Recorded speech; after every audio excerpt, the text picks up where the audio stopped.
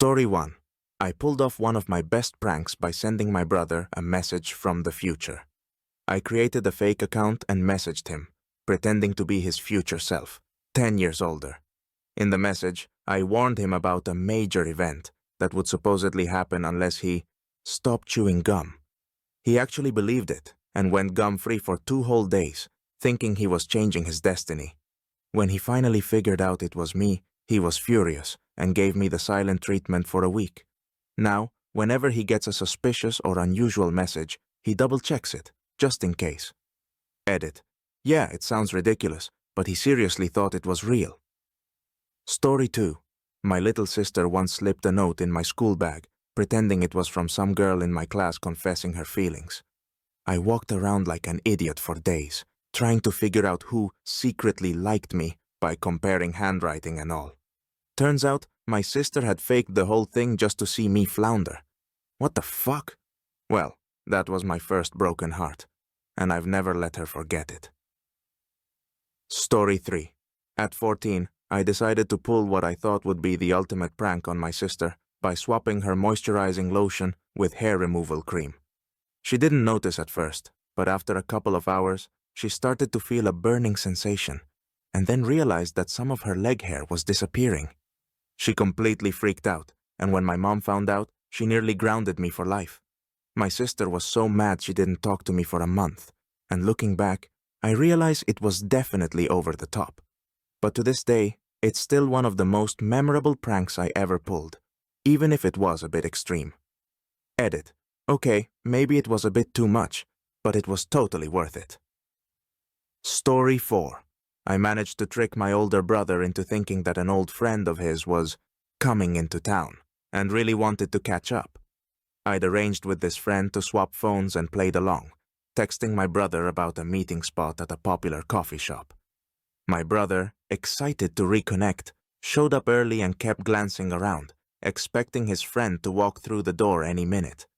Meanwhile, I was sitting a few tables away, blending into the background, secretly snapping photos of him looking around, checking his phone, and getting more puzzled by the minute. He sat there for a full hour, looking like he'd been stood up. When I finally went over and confessed, he was mortified and couldn't believe he'd fallen for it. Let's just say he's a little more skeptical of my surprise meetups now. Edit. I know, brutal, but it was hilarious. Story 5. When we were kids, I somehow managed to convince my little sister that she was adopted. I even got our parents in on the prank, and they played along, saying I was the only real child, and hinting that one day she'd learn the truth. She was totally crushed, genuinely believing she was from a different state, and that any day now, she'd be told the full story. After about a week, she started to get suspicious, and eventually, we had to admit it was all a prank. She was so upset she didn't talk to me for a while, and even now, when we look back on it, she laughs, but still gives me that, I can't believe you look. Edit. Yeah, looking back, maybe not my finest moment. But hey, siblings, right? Story 6. My brother once tied me to a chair and left me in the basement for a few hours, all because I borrowed his headphones without asking. He even came down once with a cup of water, dramatically telling me it was to keep me alive, but refused to let me go. I was only around 8 and was completely terrified, crying the whole time and begging him to untie me. When he finally let me out, I made him swear he'd never pull something like that again, and thankfully, he hasn't. Now though, it's one of those wild memories we look back on and laugh about, even if it felt like a nightmare at the time. Edit. A lot of people are asking why my parents didn't find out. They weren't home, which he obviously took full advantage of. Story 7. At 16, I thought it would be hilarious to swap my sister's shampoo with blue hair dye. She had no idea, happily washing her hair and heading off to school like usual. She didn't notice the blue streaks until someone pointed them out, and when she finally caught sight of herself in the mirror, she freaked out. She spent the rest of the day trying to scrub out the color, but those blue streaks clung on for a full week. The prank ended up costing me a solid month of being grounded, and my sister still reminds me of it any chance she gets. Whenever we talk about old pranks, she brings up the blue hair incident, making sure I remember every detail of her trauma. Edit. Yeah, looking back, it was probably a bit harsh. But she was such a pain growing up, I couldn't resist. Story 8. My brother once thought it'd be hilarious to dress up as a ghost and wake me up in the middle of the night. I was only 10, fully believing in every ghost story I'd ever heard.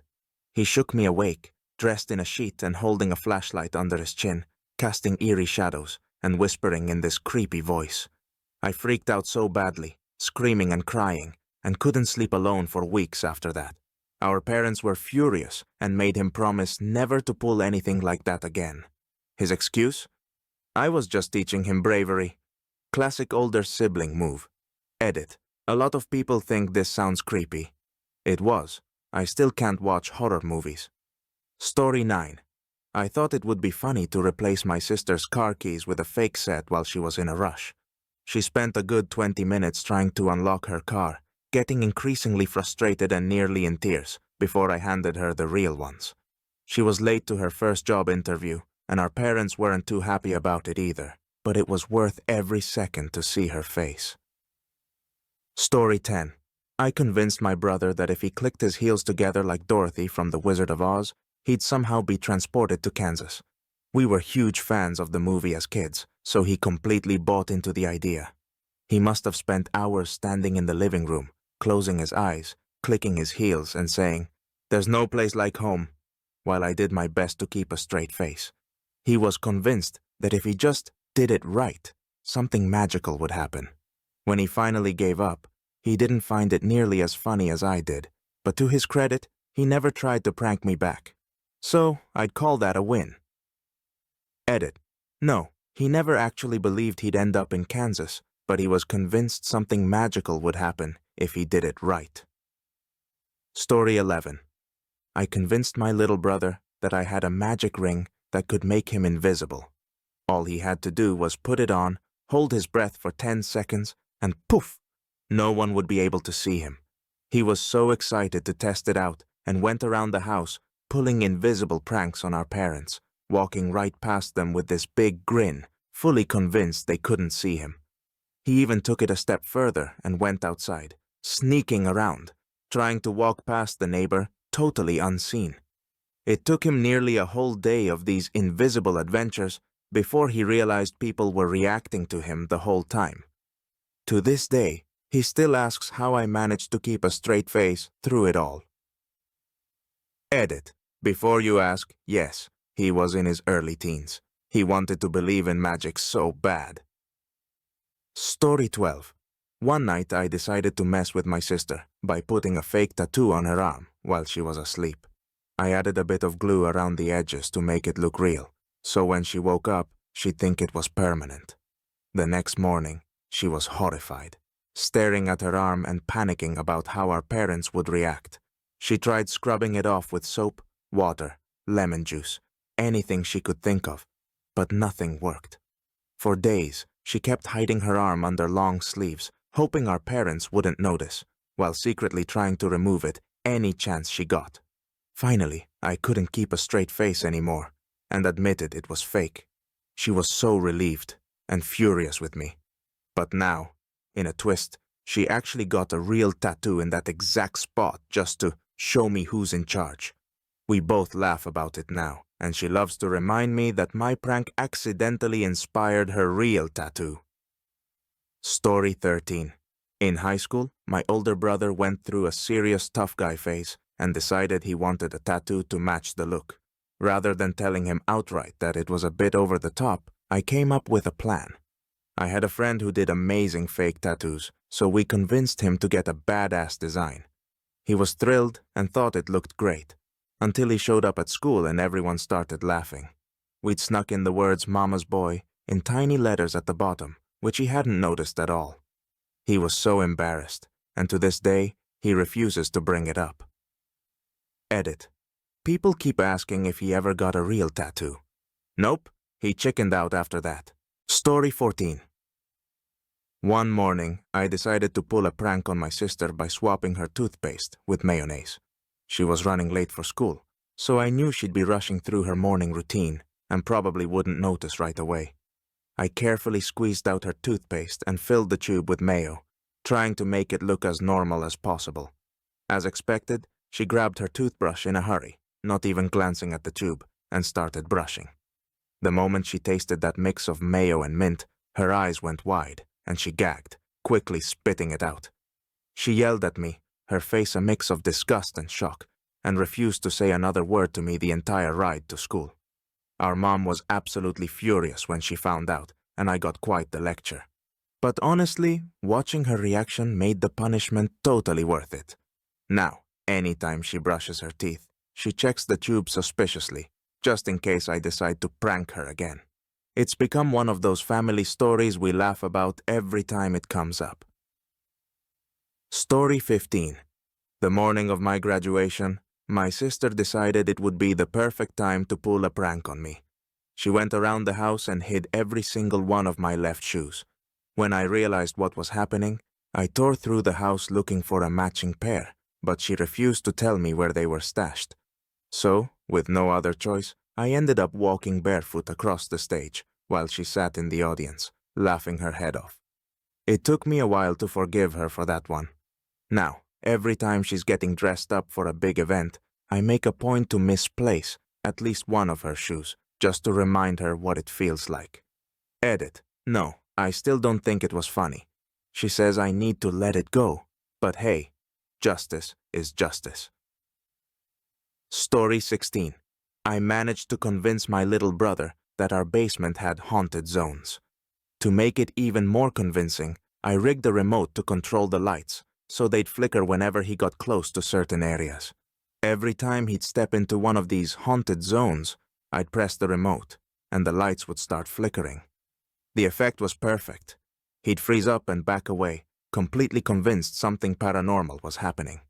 After a few times, he became so spooked that he refused to go down there alone. This lasted for months, and even now, as an adult, he won't go into basements unless someone's with him. I honestly didn't think the prank would stick with him for so long, but it's become a family story that he brings up every holiday, reminding everyone of my basement haunting. Edit. For everyone asking, yes, I feel a little guilty about this one. Story 17. One Halloween, I decided to pull the ultimate scare on my sister by dressing up as a zombie and hiding in her closet. I waited in there for hours, planning to jump out as soon as she came home from a party. The only problem was, she got home much later than expected, and I ended up nodding off while waiting. When she finally opened the closet door, I jolted awake, and both of us screamed at the same time. She from shock, and me from forgetting where I was. The whole epic prank ended up backfiring, with me being just as terrified as she was. Now, she loves to remind me of the time my Halloween scare went wrong, and we still laugh about how I ended up pranking myself in the process. Story 18. My older brother once convinced me that I could control the weather if I just wished hard enough. Anytime we wanted clear skies for a picnic or a sunny day for the beach, he'd encourage me to concentrate and send my thoughts to the clouds. I spent that whole summer believing I could actually influence the weather, closing my eyes and focusing with everything I had to keep the rain away. He'd even join me, pretending to concentrate, only to crack up as soon as I looked serious. Eventually, I caught on that he'd been messing with me the whole time, and I felt like the biggest fool. Now, though, it's one of our funniest family stories, and he still calls me the Weather Whisperer whenever the skies clear up on a nice day. Edit. Yes, I was way too old to believe that. Don't judge me. Story 19. I set my sister's alarm an hour early one morning and told her the clocks were broken when she saw the time. She rushed around the house, freaking out about being late for school, while I watched her run into walls, half asleep. She didn't figure it out until she got to school way too early and found the building locked. She was so mad she made me buy her lunch for a week. Story 20. When I was around 12, I convinced my little brother that if he buried candy in the backyard, it would grow a candy tree. He spent an afternoon planting his stash and watering it, only to find ants had taken over the next day. He wouldn't speak to me for days, but I never let him forget about his candy farm dream. Edit. No, I didn't feel bad at the time.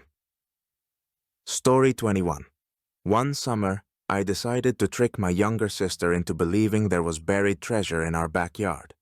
I spun a story about an old family photo I'd supposedly seen, where our ancestors had marked the exact spot. She was so excited that she grabbed a shovel right away and started digging, convinced she was on the verge of finding something incredible. She spent hours digging, creating a hole so deep she could barely climb out of it. At one point, when she turned her back, I quickly tossed in a handful of quarters to make her believe she'd found the treasure. When she finally spotted the coins, her excitement turned to anger as she realized it wasn't the fortune she'd hoped for. Despite being furious at first, we ended up laughing about it, and now it's one of our favorite summer memories. Story 22. I had this brilliant idea one afternoon when I found an old roll of bubble wrap tucked away in the closet. So I carefully cut it up and laid it out under the rug in our hallway, making sure it was hidden just enough that my brother wouldn't see it. The next morning, he came sleepily shuffling down the hall, and as soon as he stepped onto the rug, crunch, crunch. He froze, looked around, and took another cautious step. The sound was louder this time, like he was crushing something underfoot. His face went pale, and he slowly lifted his foot, convinced he'd broken the floor or that there was some kind of bug infestation. He spent the rest of the day walking around the edge of the hallway, trying to avoid stepping on the crunchy spot. It took him a few days to realize it was just bubble wrap, and he was not amused when he figured it out.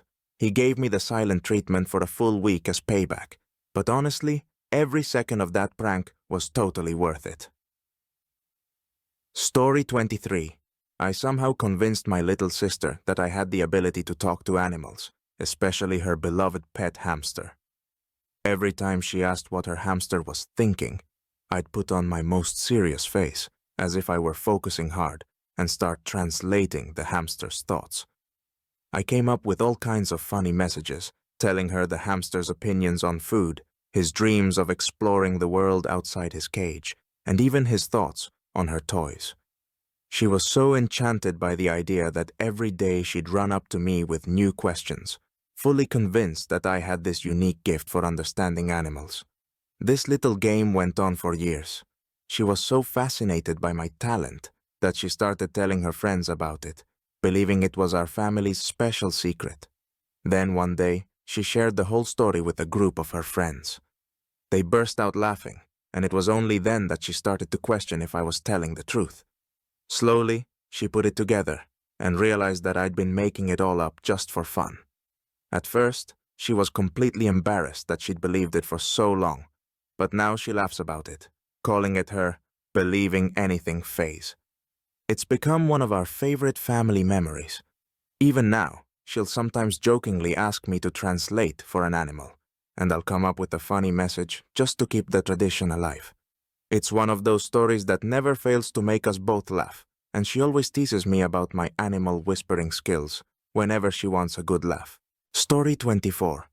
I hid all the spoons in our house one night, just to mess with my older brother, who has cereal every morning. He woke up grumpy and spent 10 minutes trying to figure out where every single spoon went. I watched him eat his cereal with a fork, and it still makes me laugh just thinking about it. Now he keeps his own stash of spoons hidden, just in case. Edit. No, he didn't even question why it was only the spoons. I think he was too tired. Story 25. When I was about 15, I snuck into my brother's room and replaced his alarm sound with a recording of me screaming. He woke up in pure panic, and when he realized it was a prank, he chased me around the house. The look on his face was priceless. My mom wasn't thrilled, but even my dad couldn't stop laughing. Story 26. I managed to completely convince my sister that our family cat was actually a secret spy working for an undercover organization and assigned to keep tabs specifically on her. I told her that every time she did something sneaky or broke a rule, the cat would report back to its agency, where her actions were being carefully monitored. She looked shocked at first, but the idea slowly sank in, and she started treating the cat with this strange mix of fear and respect, as if it held all her secrets. For days, she walked around the house acting as though our cat was an undercover operative, watching her every move. Anytime she thought she was doing something that might get her in trouble, she'd glance at the cat and whisper little apologies, saying things like, "Please don't tell on me. I won't do it again." If she was especially worried, she'd even try to pet and bribe the cat with treats, convinced that keeping on its good side might protect her. She was so careful, constantly aware of the spy lurking around the house, silently observing her. This spy cat phase became an amusing ritual. She'd sneak looks at the cat whenever she was up to something, treating it like her personal undercover nemesis. Eventually, she caught on that it was all just a prank, and she was so embarrassed that she'd believed it for even a second. Now, she laughs about it and refers to that time as her secret agent paranoia. To this day, whenever the story comes up, we joke about how our cat was the best agent we ever had, and she'll sometimes playfully glance at the cat as if it's still watching her, just to keep the memory alive. Story 27. For my brother's birthday, I decided to go all out with a prank he'd never forget. The night before, while he was sleeping, I snuck into his room and filled his entire closet with balloons. Hundreds of them, packed from floor to ceiling. It took ages to blow them all up, but I was determined. By the time I was done, the closet was crammed so tightly with balloons that I could barely get the door shut. The next morning, I waited in the hallway, pretending to be casually passing by as he opened the closet door to get dressed. As soon as the door swung open, a flood of balloons burst out, bouncing and flying all over his room. My brother let out a scream, totally caught off guard, and his first instinct was to start popping them, thinking maybe I'd hidden something creepy or weird inside. He stomped on them, grabbed a few and squeezed, and within minutes, the room was filled with the sound of popping balloons. After he calmed down and realized it was just a prank, he actually laughed about it. But we spent over an hour cleaning up all the rubber pieces scattered around. Honestly, it was worth every minute. It's still one of my favorite pranks I've ever pulled. Story 28. When I was about 10, I decided to start a little rumor in the family that my older sister was secretly terrified of garden gnomes. I have no idea where the idea came from, but I thought it would be hilarious to make everyone think she had this strange and random phobia. I told my parents, our cousins, and even some family friends, saying things like, "You know, she's really afraid of garden gnomes, like she totally freaks out whenever she sees one."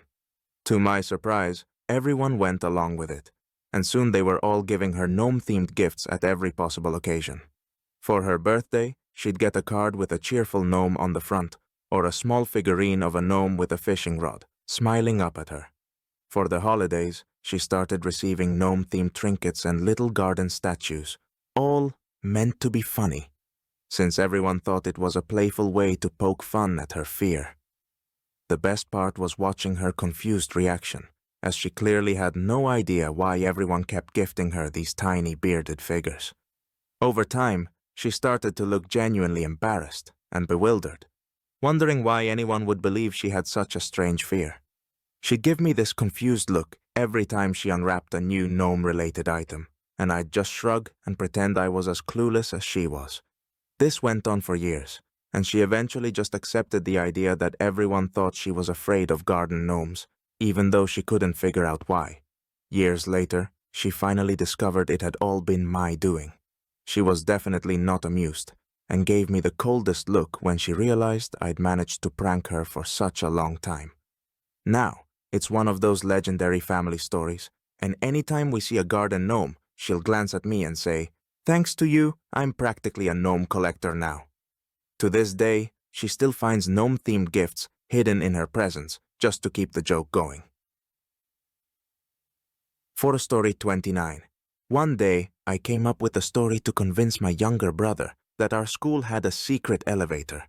I told him it was hidden behind an unmarked door somewhere in the building and was only available to special students who had good grades and extra responsibilities. His eyes lit up, and I could see the wheels turning in his head as he decided he was going to be one of those special students. For days, he wandered every hallway during recess, inspecting every door and even knocking on a few, just in case the elevator required a secret knock. He was determined, mapping out which floors he'd checked and looking for anything that seemed out of place. At one point, He even asked the janitor if there was a special service elevator hidden somewhere. I thought he was going to get in trouble for wandering around so much, especially when a teacher spotted him ducking around a staff-only door. Finally, just as he was on the verge of getting caught, I had to come clean and tell him I'd made it all up. He was so mad, claiming I'd made him look like a fool, but watching him on his little mission was honestly the funniest thing I'd seen in a while. To this day, he's still a bit salty about his secret elevator quest. Story 30. I hid a tiny speaker under my sister's bed and played random creepy sounds at night for about a week. She thought the house was haunted and almost insisted we call a priest. When I finally confessed, she was livid, but it became one of those stories we laugh about every Halloween.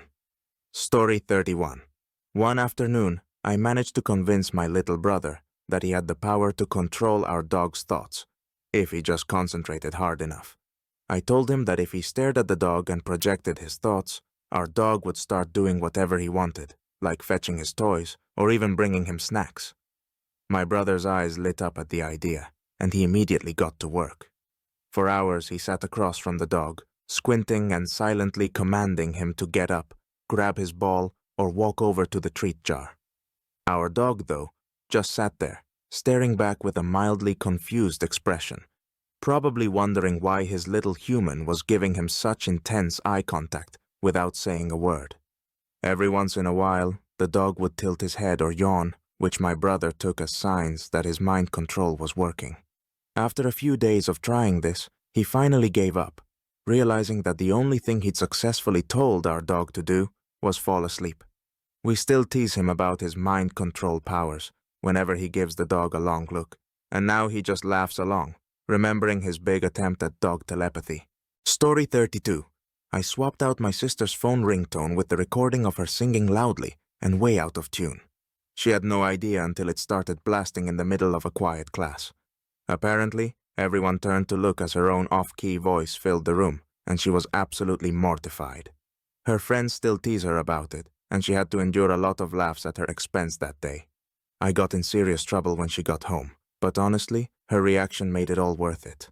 She'll never let me live it down, and every so often her friends remind her of that infamous ringtone moment. Story 33. When I was a kid, I convinced my sister that if she planted a penny in the garden, it would grow into a money tree. She watered it every day, and I even put some extra pennies on the soil now and then to keep her going. She actually believed it for months until our dad found out and had to explain why it wasn't working. She was mad at me for ages. Story 34. My brother was absolutely obsessed with superheroes and would do anything to get powers of his own, so I decided to play a little prank on him. I told him that he'd develop super strength if he ate raw onions every day for a week. Superheroes have to train hard and eat powerful foods, I explained, and somehow he bought it. Determined to become a mini hero, he grabbed an onion and took his first bite. The look on his face was priceless. His eyes watered, and he practically gagged, but he powered through, convinced it was all part of his training. For the whole week, he struggled through those onions, choking down bite after bite, day after day. By the end, he was absolutely sick of them, but held on to the belief that he'd soon feel a surge of super strength. When nothing happened, he looked at me with the saddest, most betrayed expression, like I'd crushed his dreams. Now, years later, he still won't touch onions, raw or cooked, claiming he's retired from superhero training for good. Story 35. One time, I made my sister think her voice had a magic effect on electronics. I'd press a remote behind my back every time she commanded the TV to change channels. She believed she had powers for a solid week, telling everyone how she could control the TV. When she found out the truth, she was embarrassed beyond belief. Edit. Yeah, I know, it was mean, but she still laughs about it. Story 36. I hid a motion-activated toy spider in my brother's backpack.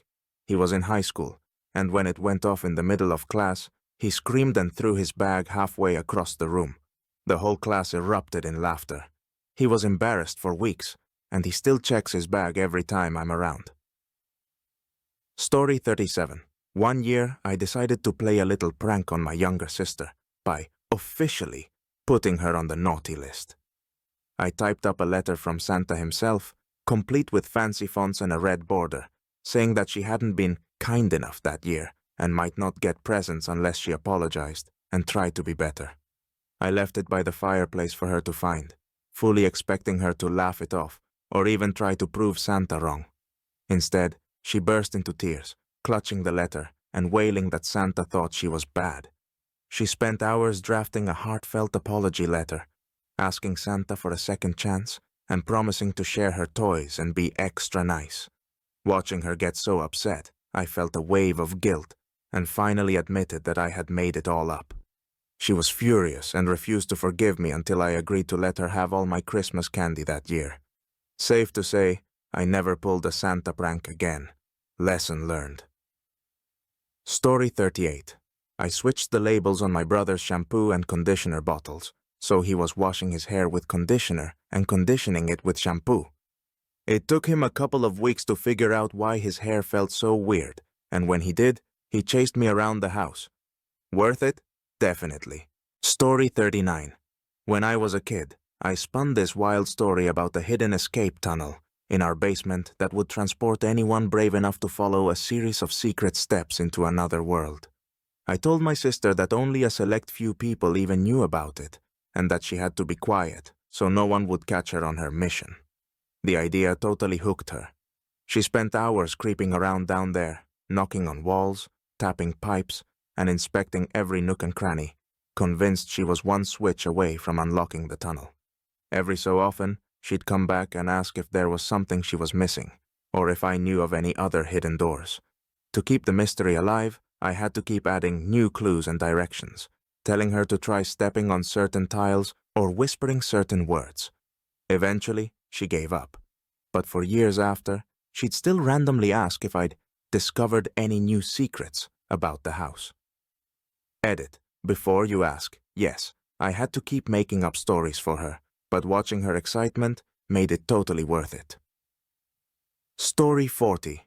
My brother once tried to convince me I had a twin who lived in the attic and only came out when everyone was asleep. He'd play random sounds at night and claimed it was my twin getting restless. I was freaked out for weeks and wouldn't go near the attic. When I found out he made it up, I was both mad and relieved. Now we laugh about my imaginary twin. Story 41. I once convinced my little sister that if she drank a whole bottle of orange juice before bed, she'd be able to dream about anything she wanted. She drank 2 full bottles that night, then woke up in a rage the next morning because she just had a regular dream. She wouldn't talk to me for days, and even now, she rolls her eyes every time I bring up orange juice. Story 42. For my brother's birthday, I thought it would be fun to set up an elaborate scavenger hunt, promising him a huge prize at the end. I put a ton of effort into crafting each clue, leading him from one spot to the next, each location involving a harder challenge or a trickier riddle. The clues sent him all over town, to the park, the library, our friend's house, and even our favorite pizza place. Each time he solved one, he'd text me with excitement, convinced he was getting closer to some epic reward. After hours of running around, he finally reached the final destination, where I left his grand prize, a coupon for a free ice cream cone at the local shop. The look on his face was priceless, a mix of exhaustion and complete disbelief. He was definitely expecting something way cooler, and let's just say he wasn't thrilled. He gave me a hard time for the rest of the day, but at least he got a free treat and some serious exercise out of it. Story 43. When my sister was learning to drive, I made up this story that if she honked the horn while driving on a highway, it would summon police cars to help her if she was in trouble. She tried it once, only to realize nothing happened. She was so embarrassed, and now every time she drives, she jokes about her emergency honk. Edit. A lot of people are asking if I feel guilty. Honestly, no. It was hilarious. Story 44. Knowing how much my brother loved horror movies, I decided to give him a real-life scare he'd never forget. I found this creepy old doll with blank eyes and a cracked face, perfect for the job. Late one night, I carefully rigged it in his closet with some fishing line, just loose enough so that it would tumble out as soon as he opened the door. Then I waited, hiding just down the hall. When he finally opened the closet to grab something, the doll came tumbling out, arms flailing toward him. He let out the loudest scream I'd ever heard, and within seconds, the whole house was awake, lights on, and my parents storming down the hall to see what was happening. My brother was still in shock, pointing at the doll and trying to catch his breath. Needless to say, I got a serious lecture about pranks going too far. But my brother still claims it was the scariest moment of his life. And honestly, I still think it was one of my best pranks. Story 45. One Halloween, I convinced my younger cousin that our house was built on a cemetery. I even hid bones, really just old chicken bones, in the backyard for her to find. She was freaked out and wouldn't come over for weeks. When she finally found out the truth, she was furious, but now we laugh about it every Halloween. Story 46. I covered my brother's room in sticky notes, each one with little reminders like, "Remember to breathe," and blink every now and then. When he walked in, he looked completely overwhelmed, and it took him a full hour to peel off all the notes he could see. Just when he thought he'd gotten rid of them all, he started finding more. One in his shoes, another on his mirror, and even one tucked into his lunchbox. For days, he kept discovering my hidden notes in the most random places, each one driving him a little more crazy. He was beyond annoyed, but I still consider it the best prank I've ever pulled. Now, every time he sees a sticky note, he just glares at me. Story 47. I convinced my sister that our school had a secret club, only open to students who could pass a test. She spent days trying to get all the answers to this fake test I made up, asking teachers questions that didn't even make sense. Eventually, I had to tell her it was a joke, and she didn't talk to me for a week. Now we laugh about her secret club initiation. Edit. No, there was no club. She was just super gullible. Story 48. One morning, I decided to play a little prank on my brother by filling his shoes with jelly. I carefully spread a thick layer inside each shoe, making sure it was deep enough that he wouldn't see it right away. Then I put them back by the door like nothing was out of the ordinary. When he put them on to head to school, he didn't notice anything immediately, but as he stepped outside, I could see him pause, confused. By then, it was too late. His shoes made a squishy sound with every step, and he had this look of horror when he realized they were filled with jelly. He couldn't go back for another pair since he was running late, so he had to suffer through a whole day of sticky, squishy feet. He was absolutely furious when he got home, but to me, it was one of the funniest pranks I've ever pulled. Story 49. My sister was a neat freak, so one night, I redecorated her room by swapping all her stuff with things from the attic. She came home and didn't even recognize her own room, thinking she'd stepped into some kind of creepy alternate universe. She was furious and took days to get everything back to normal. Story 50. One summer, I convinced my brother that if he spun around 3 times before running down the hill, he'd run faster. He tried it in front of everyone, fell flat on his face, and ended up with grass stains all over. He still won't forgive me for embarrassing him in front of the neighborhood kids, but I think it was the highlight of my summer. Story 51. When we were kids, I came up with the idea to convince my little brother that if he held his breath long enough, he could float a few inches off the ground.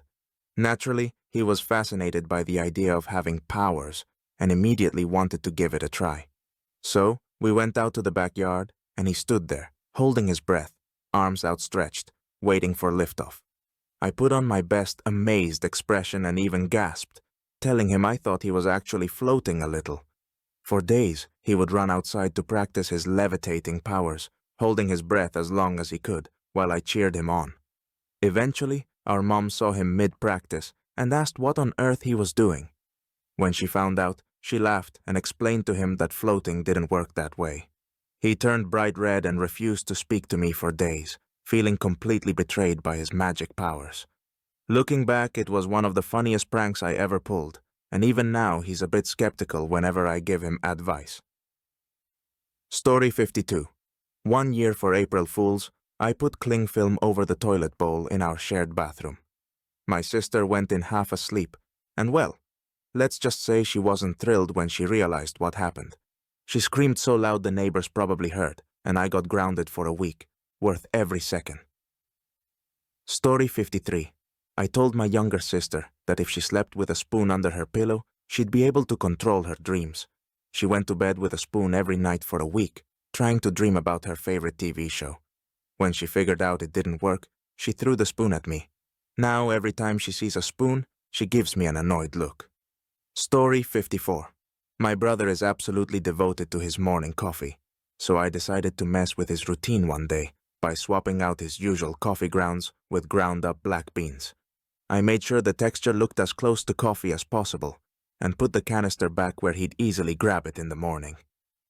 When he brewed his cup, I watched as he took a confident sip, fully expecting his usual caffeine fix.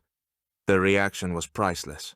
He immediately spit it out, his face twisting in pure disgust, and started gagging, convinced he'd been poisoned or that something was terribly wrong with his coffee.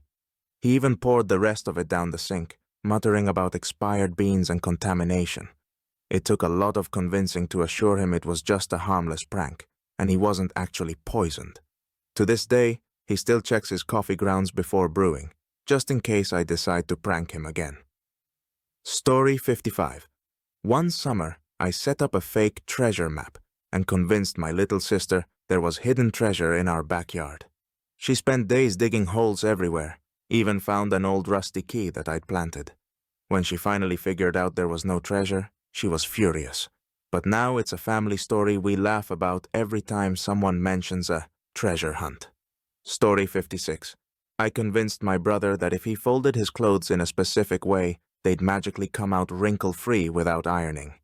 I showed him this special technique, and he got hooked, carefully folding each item with complete focus, thinking he'd discovered the ultimate life hack.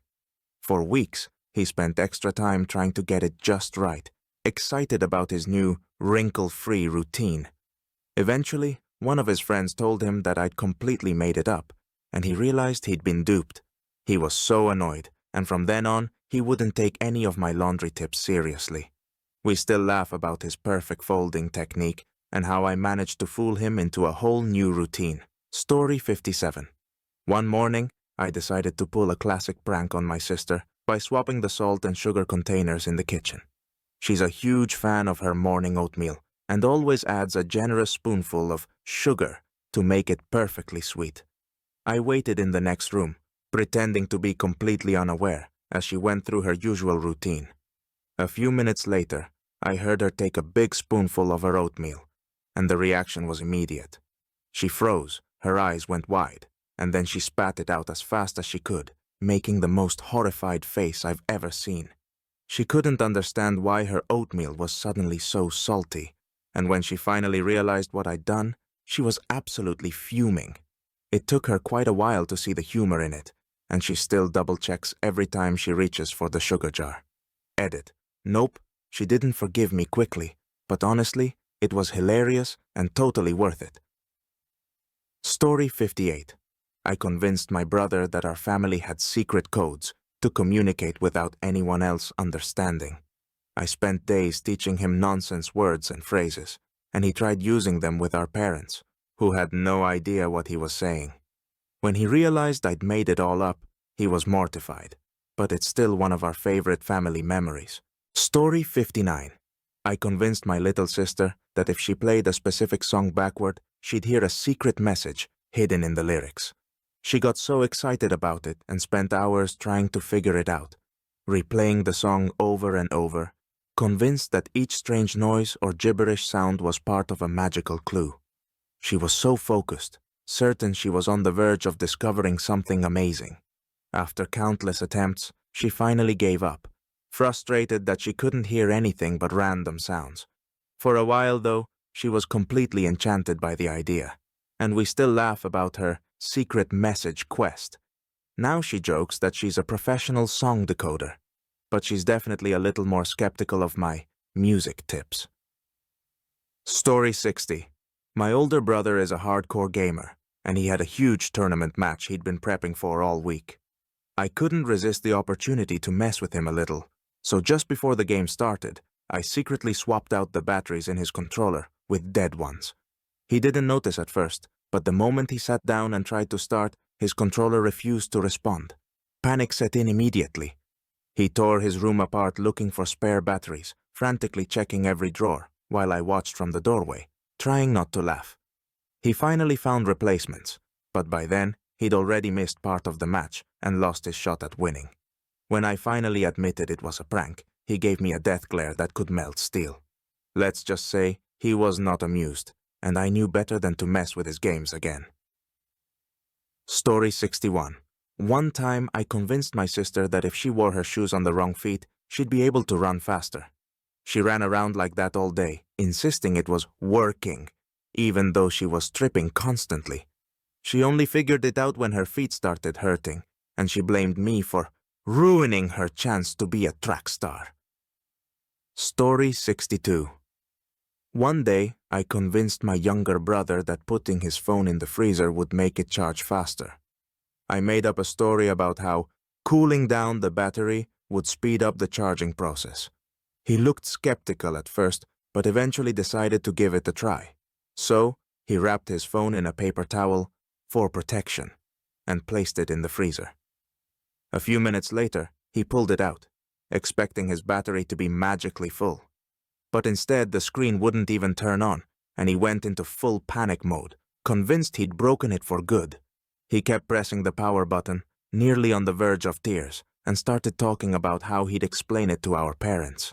At that point, I had to step in and confess it was just a prank. After letting his phone warm up, it powered back on just fine. Edit. No, the phone wasn't permanently damaged, thankfully, but he still brings it up every time I suggest anything tech-related. Story 63. Once, I snuck into my sister's room and set all her clocks an hour ahead, so she thought she was late for school. She rushed around like a madwoman, barely brushed her hair, and threw on mismatched clothes before realizing it was still early. She was so mad at me, but I couldn't stop laughing. Story 64. I somehow convinced my little sister that our family had telepathic powers, and that hers just hadn't unlocked yet. I told her that with enough practice, she'd be able to hear thoughts too, so I made up a series of telepathy exercises for her. She'd sit cross-legged in the living room, eyes closed, concentrating as hard as she could, trying to tune in to our thoughts. For weeks she practiced in silence, even asking occasionally if I'd heard any of her thoughts yet. When she finally realized it was all just a prank, she was crushed at first, but also impressed that I'd managed to keep it going for so long.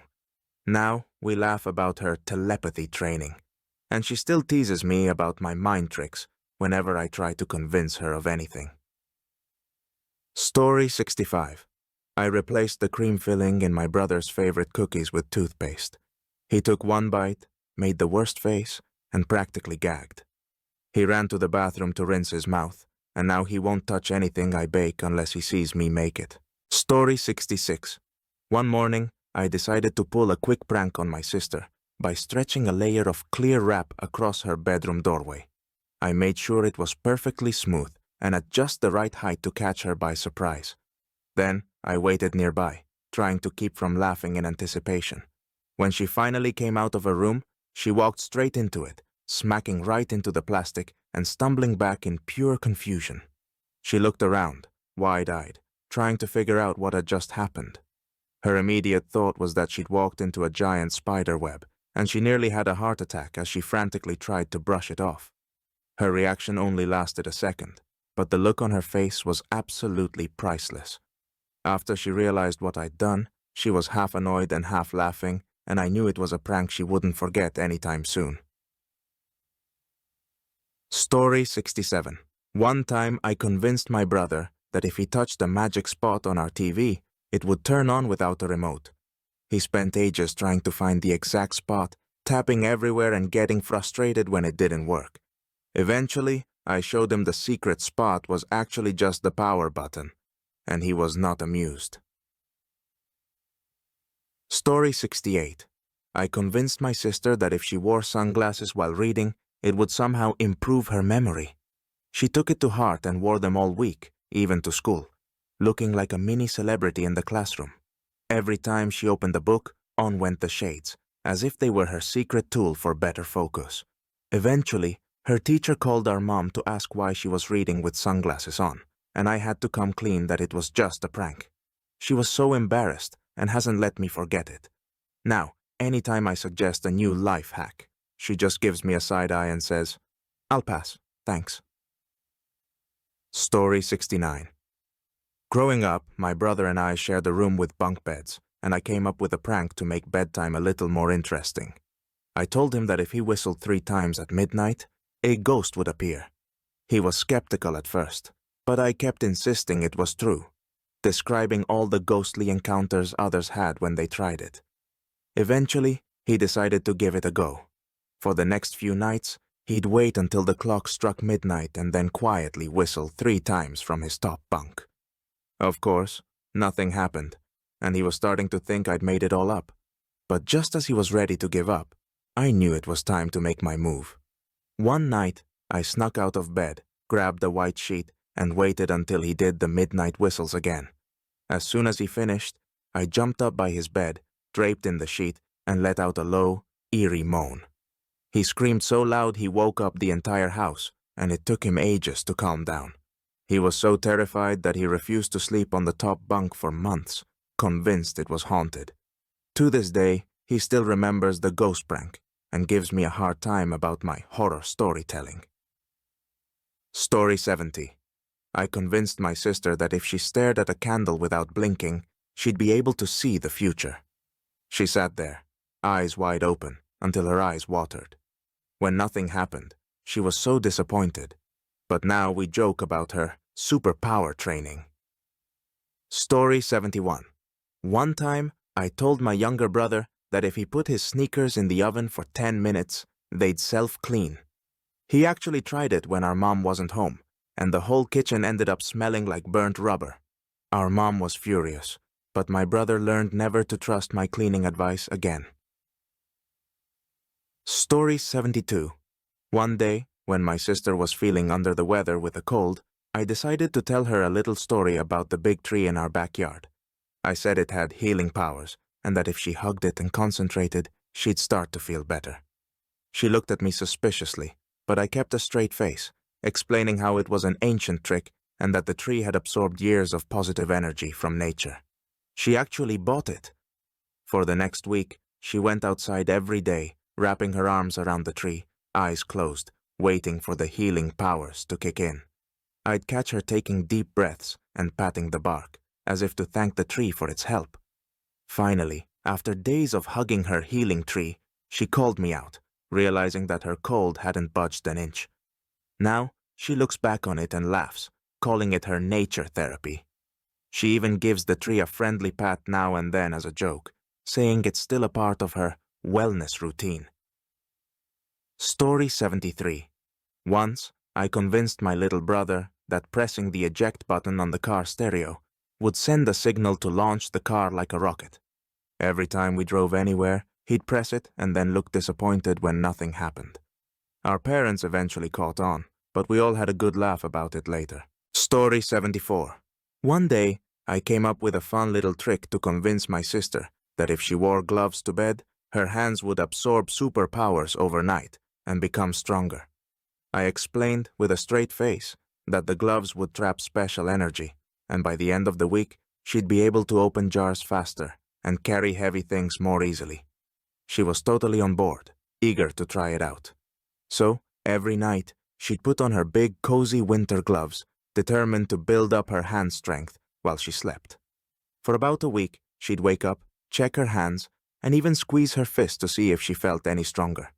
Eventually, though, she started to get annoyed by how sweaty her hands were getting each morning, and finally figured out that her superpowers were just from the heat of the gloves. She was definitely not thrilled when she realized it was all just a prank. But now we laugh about her power gloves and the week she spent in training to be the strongest kid on the block. Story 75. I switched out my brother's gaming chair with an inflatable pool chair while he was in the bathroom. He came back and sat down, only to nearly topple over. He was so mad, but now every time he buys a new chair he says, "No pool floaties. Got it?" Story 76. I told my sister that if she whispered her wishes into a seashell and then buried it in the yard, her wishes would magically come true. She took the idea seriously and went all in, whispering her biggest hopes and dreams into the shells and carefully hiding them around the yard. Over the next few days, she buried at least 5 seashells, each one carrying a special wish. After a while, she started wondering why none of her wishes were coming true, and eventually, she realized I'd made the whole thing up. She was pretty annoyed, and still gives me a hard time about her lost wishes whenever we talk about childhood pranks. It's become one of our funniest family stories, and now she jokes that the backyard is probably full of her buried dreams. Story 77. When we were younger, I somehow convinced my little brother that our school library had a special collection of forbidden books, secret titles that were only accessible to certain students. I told him these books held hidden knowledge, or were filled with stories and secrets that only the most qualified students could read. His curiosity was instantly piqued, and he became obsessed with the idea of uncovering these mystery books that supposedly lurked somewhere in the library. He spent hours roaming the aisles, looking at shelves with this intense focus, trying to spot anything that looked remotely mysterious. Not stopping there, he began questioning the librarians, asking if there were any special books kept hidden away. The librarians were understandably puzzled, trying to figure out what he was talking about, as he described these secret books that were available only to select students. His excitement and determination were so strong that he was convinced he'd find them if he kept looking hard enough. Over the next few weeks, he'd come back to me with updates, telling me about different hiding spots he thought might hold the forbidden collection, or how he thought he caught a glimpse of a librarian putting away a mystery book. The dedication was impressive, and I had to keep a straight face every time he brought it up, so he wouldn't suspect a thing. Eventually, he started to realize that none of the library staff had any idea about these secret books, and there wasn't a hidden collection waiting to be discovered. When he put 2 and 2 together and figured out it was all just a prank, he was completely embarrassed that he'd been taken in by the whole idea. Now, it's one of those stories we laugh about as a family, and anytime we go to a library, we joke about looking for the forbidden section. He still teases me about my special knowledge of mystery books, and every now and then he'll jokingly ask if there are any restricted books he needs a pass to read. Story 78. Knowing how much my sister loved Halloween and all things spooky, I decided to give her a little scare she wouldn't forget. I set up a recording of eerie sounds, creaking floors, whispers, faint footsteps, and hid a small speaker in her closet. That night, just as she was getting ready for bed, I started playing the sounds on a loop from down the hall. At first, she just paused, thinking she was hearing things. But as the sounds grew louder, she looked genuinely freaked out. She tiptoed to her closet, opening the door with wide eyes, but of course, nothing was there. I could see the panic slowly building, and after a few more nights of hauntings, she finally decided our house had a ghost. She refused to sleep in her room and ended up camping out in the living room. When I finally came clean, she was pretty mad, but I could tell she secretly enjoyed the thrill of it all. Now, every Halloween, she brings up the closet ghost and admits it was one of the best scares she's ever had. Story 79. I told my brother that if he mixed all the soda flavors at the restaurant, he'd unlock a special flavor.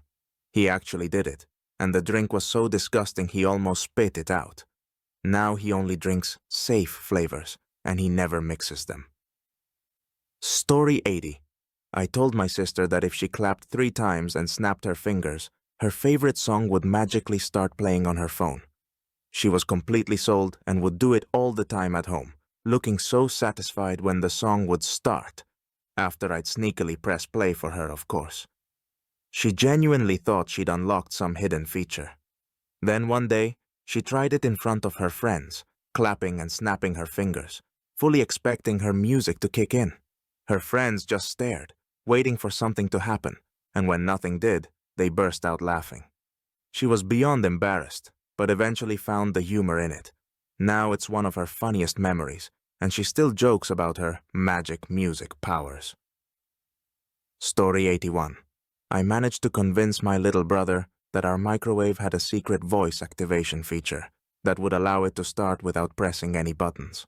I told him all he had to do was stand in front of it, shout abracadabra as loudly as he could, and the microwave would magically start heating up his food. He was so fascinated by the idea and couldn't wait to try out this new power I'd told him about. The next time he wanted to heat up some leftovers, he stood right in front of the microwave, took a deep breath, and yelled, "Abracadabra!" with all the confidence in the world. He waited expectantly, staring at the microwave door, but of course, nothing happened. Determined, he tried again, shouting even louder and waving his hands in front of it for added effect, thinking he just needed the right energy to activate it. After about a minute of watching him shout spell after spell at the microwave, his enthusiasm started to fade, and he began to suspect something wasn't quite right. When he finally realized it was all a prank, he turned to me with a look of pure frustration, realizing he'd been taken in by the whole thing. Now, every time he goes to use the microwave, he gives me a suspicious look, as if to say, "I'm not falling for any more tricks." It's become one of those family stories that never fails to make us laugh, and whenever someone mentions magic words or shortcuts, he'll shoot me a grin and say, "Yeah, no more abracadabras around here." Story 82. One day, I decided to convince my sister that taping her toes together would somehow make her run faster. I went on about how it would streamline her feet, making each step more efficient and helping her pick up speed. She looked at me skeptically, but eventually, curiosity got the better of her, and she grabbed some tape. With her toes bound, she headed out to the yard to test her enhanced speed. As soon as she started running, she stumbled and nearly tripped, trying to keep her balance with her toes taped together. She looked so confused, glancing down at her feet like they'd betrayed her. After a few more unsteady attempts, she finally stopped, realizing it wasn't doing anything except making her wobble. Now, every time I suggest a life hack or a tip, she just rolls her eyes and says, "Yeah, no thanks," remembering her failed speed test. It's become our little joke, and I can't help but laugh every time she brings it up. Story 83. My brother's friends somehow convinced him that if he held onto a plastic bag and jumped off our porch, he'd be able to levitate. He was so excited to try, thinking it was some kind of homemade parachute. I decided to play along and told him it would only work if he wished really hard, right before jumping. So he stood on the edge, clutching the bag with a look of total concentration, and jumped, only to land on his feet without even a hint of floating. Not discouraged, he tried a few more times, determined to get it right, until he finally realized it wasn't going to happen. He was pretty embarrassed, but luckily didn't get hurt. Now we laugh about his attempts at flight, and he always jokes that he'll perfect his technique someday. Story 84. One time I decided to have some fun by telling my little sister that there was a hidden door in our closet leading to a secret room. I told her only certain people could find it if they were clever enough and hinted that it would take some special tapping and pushing on certain corners to reveal the entrance. Her eyes lit up with excitement, and she immediately began her investigation. For days, she would sneak into the closet, tapping along the walls, pressing on random spots, and whispering to herself as she tried to figure out the magic combination. She even brought a flashlight one time, convinced that a small detail might reveal the hidden door. Finally, after nearly a week of hunting, she came out looking defeated and asked me if I was sure it was there. At that point, I had to come clean and admit it was all a prank. She was so mad, saying I'd made her feel like a total fool. But to this day, whenever we're in a new house or a building with big closets, she still jokes about checking for secret doors. It's become one of our funniest memories, and she always reminds me that she's on the lookout, just in case. Story 85. My sister loved candles, so one time I told her that blowing out candles in a certain order would summon her favorite cartoon character. She tried it every night for a week, arranging candles and making a wish before blowing them out. Eventually, she realized nothing would happen, but we laugh about her summoning rituals now. Story 86. One summer at the beach, I came up with the idea to convince my brother that if he yelled into a seashell, his voice would echo all the way out into the ocean. I told him that sea creatures would hear him if he sent a message, and they might even respond. Intrigued, he grabbed a large shell, took a deep breath, and shouted into it, calling out greetings and secrets he hoped the ocean animals would hear. He spent nearly the whole afternoon pacing up and down the shore, sending messages to fish, dolphins, and even a lost pirate he imagined was out there. I could barely keep a straight face watching him listen intently to the shell for any kind of response, occasionally nodding as if he'd heard something back.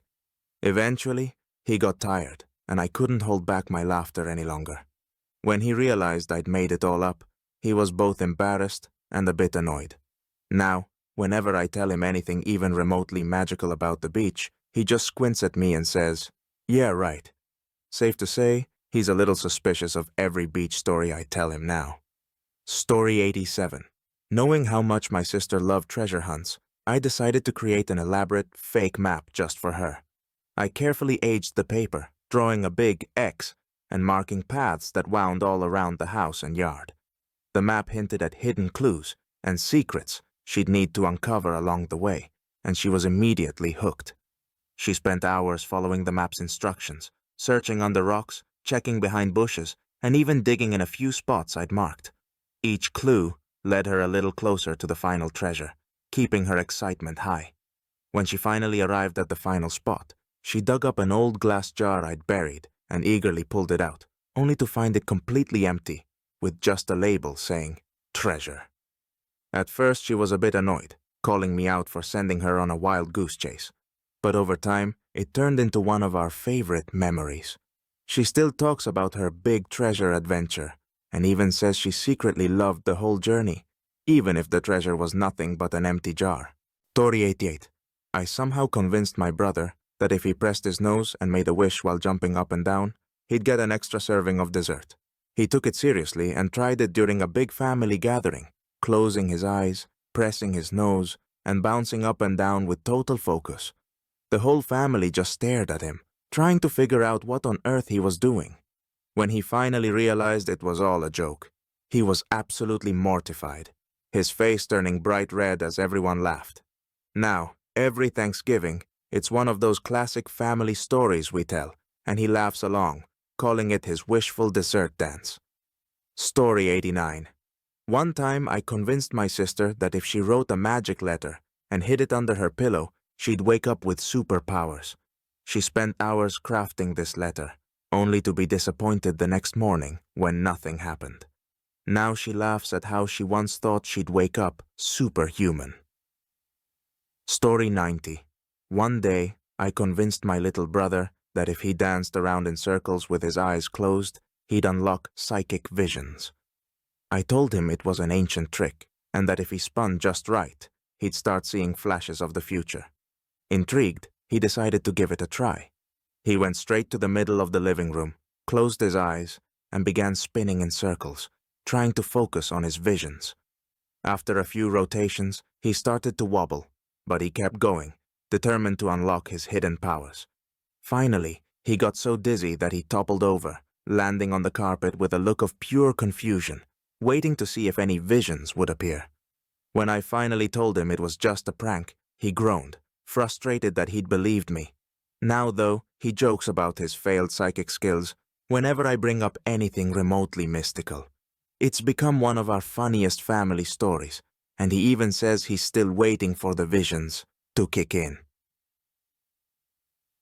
Story 91. I convinced my younger brother that if he put a paperclip on the fridge door, it would magnetize him, and he'd be able to stick to metal surfaces. He tried sticking his hands to the fridge, then the car, looking super confused when it didn't work. When he figured it out, he was so annoyed, but now we laugh about his magnet experiment. Story 92. I convinced my sister that if she screamed into a pillow and then immediately made a wish, it would come true. She took it seriously and would go to her room, grab a pillow, and let out a muffled scream before quickly whispering her wish. For days, she repeated the routine, convinced that this magic ritual was bound to work eventually. After a while, she got frustrated when none of her wishes came true and finally realized it was just a joke. Now, she insists that she knew the whole time. but I definitely remember catching her in the act, fully believing it would work. It's one of those funny memories we still laugh about, and she jokingly refers to it as her pillow magic phase. Story 93. I once convinced my little brother that if he sang loud enough in the shower, he'd get a standing ovation from his invisible fans. I told him our bathroom had special acoustics that made it possible for invisible fans to gather and listen, and that if he really put his heart into it, they'd show their appreciation with applause. His eyes lit up with excitement at the idea, and the very next morning, he turned the bathroom into his own personal concert hall. Every morning, he'd step into the shower, clear his throat, and belt out his favorite songs with all the energy he could muster, convinced he was singing for an invisible crowd. From pop hits to random tunes he'd made up, he'd sing his heart out, his voice echoing through the house. As soon as he'd finish, he'd pause, waiting for the applause, and we'd all start clapping from the hallway, pretending to be his fans. He'd smile, looking so proud, probably thinking he'd finally found his hidden talent. This little concert routine went on for a full week, with him genuinely thrilled about his morning performances. Eventually, though, he started to wonder why no one ever mentioned his talent outside of his shower concerts. When he finally figured out that we'd all just been playing along, he laughed at how enthusiastically he'd believed it. Now, every time he heads to the shower, we still tease him about his concerts, asking if he's ready for another standing ovation. It's become one of our family's favorite stories, and he always rolls his eyes but can't help but smile.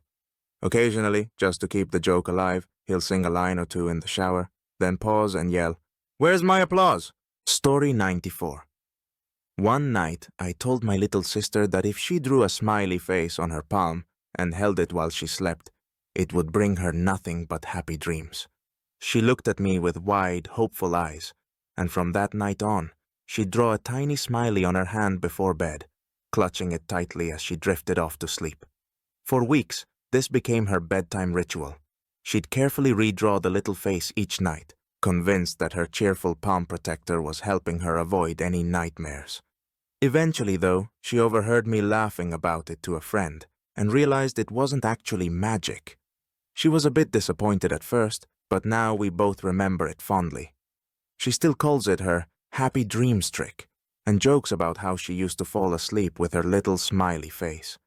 It's become one of those sweet memories that brings us both a smile whenever we look back on it. Story 95. I told my brother that if he put his favorite comic book under his pillow, he'd dream about the characters. He tried it, but all he got were random dreams, nothing close to his favorite heroes. He wasn't too mad, though, and now he jokes about his hero dreams whenever he reads. Story 96. One summer, I told my sister that if she ran with her arms stretched out like an airplane, she'd be able to run faster. She was so excited to try it out and spent the entire afternoon flying around the yard, arms out, making airplane noises, and totally convinced she was moving at super speed. She looked absolutely ridiculous, but she was fully committed, determined to perfect her technique. When she eventually figured out it was just a prank, she was pretty embarrassed, especially since she'd been doing it with such enthusiasm. Now, though, it's one of her favorite childhood memories, and she laughs about her flight training every time it comes up. Story 97. One night, I told my brother that if he counted every star he could see, the universe would grant him a wish. He was so excited by the idea that he grabbed a blanket and settled down in the yard, eyes fixed on the sky, determined to count them all. He counted aloud, pointing from star to star, completely focused on his mission to earn his wish. He stayed out there for hours, stubbornly counting, even as he started to get sleepy. Eventually, he dozed off under the stars, having lost track somewhere around the hundreds. The next morning, he told me he'd wished for good luck, and to his surprise, found $1 lying on the street later that day. He was convinced that his star counting had actually worked, so maybe there was some magic in it after all. Now, whenever we see a clear night sky, he jokes about his universe wish and wonders if he should try counting the stars again for even better luck. Story 98. I convinced my little sister that if she held a spoon on her nose for a full minute, she'd be able to balance anything. She kept practicing with that spoon, looking totally serious. She finally gave up, but now she jokes about her secret talent whenever she sees a spoon. Story 99. One day, I came up with the idea to convince my brother that if he ran around the yard waving a leaf, he'd be able to communicate with nature. I told him that the movement of the leaf created vibrations that the birds, trees, and other creatures could understand. He took it completely seriously, grabbing the biggest leaf he could find and heading out to start his conversation with nature. He ran all over the yard, waving the leaf high in the air, calling out to birds, and even pausing now and then to see if he could hear any responses. He was so focused, convinced that he was on the verge of a magical connection. After a while, though, he started to get suspicious when nothing happened, and he realized I'd been messing with him the whole time. He was pretty annoyed when he found out the truth, but now we both laugh about it. He still jokes about his leaf communication skills, and occasionally waves a leaf around for fun whenever we're outside. It's one of those stories that's become a funny family memory, and he still teases me about being his nature guru. Story 100. I once managed to convince my sister that she could gain super speed by doing a specific exercise routine I had completely made up. I told her that all she had to do was hold her breath, bend down, and touch her toes 10 times in a row. After that, I claimed she'd feel a surge of energy and suddenly be able to run faster than ever before. Her eyes lit up at the idea of having superhero-like speed, and she eagerly started her training that very afternoon. For hours, she focused on her routine with total dedication, holding her breath, bending down to touch her toes, and then sprinting short distances around the yard, convinced she was about to break her personal speed record. Each time she finished a set, she'd pause, test her new speed, and then go back to the exercise, thinking she just needed one more round to activate her powers. She was so determined, pushing herself through each round, truly believing she was on the verge of transforming into a super speed version of herself. By the end of the afternoon, she was completely exhausted, panting and barely able to stand, let alone run. When she finally realized that she hadn't gotten even a bit faster, her face dropped, and she turned to me with a look of pure frustration, realizing it was all just a prank. She was so mad that she refused to talk to me for the rest of the day. Now, though, it's become one of our funniest memories. Every so often we joke about her superhero training, and I tease her about her dedication to becoming the fastest kid alive. She laughs about it too, calling it her failed superhero origin story, and reminding me that she'll never take any of my fitness tips seriously again. Story 101. One day, I convinced my little brother that he could unlock a secret frequency that only dogs could hear by sticking his finger in his ear and humming a specific tune. I explained that it would create a special sound that only dogs could pick up on and that they'd respond in some way if he did it right. He looked intrigued and immediately wanted to test it out. He spent the entire day wandering around our neighborhood, finger in his ear, humming this silly tune. Every time he passed a dog, he'd stop and hum, watching carefully to see if they reacted. Most of the dogs just stared at him or ignored him altogether, but he was so determined to get the right pitch that he kept trying. Eventually, he started to get frustrated when none of the dogs responded the way he hoped. When he realized I'd made the whole thing up, he was completely embarrassed and couldn't believe he'd fallen for it. Now, it's one of those stories we bring up at family dinners, and every time he laughs and says he'll never trust my animal advice again. Story 102. I told my sister that if she slept with a lemon under her pillow, she'd remember everything she studied. She took a test the next day and didn't do any better, and now she won't even go near lemons. She still blames me for her failed lemon experiment, but we laugh about it now. Story 103.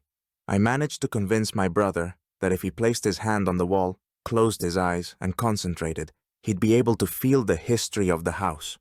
He was completely taken in, and would stand there with his hand pressed against the wall, eyes shut, looking totally serious as he tried to sense something from the past.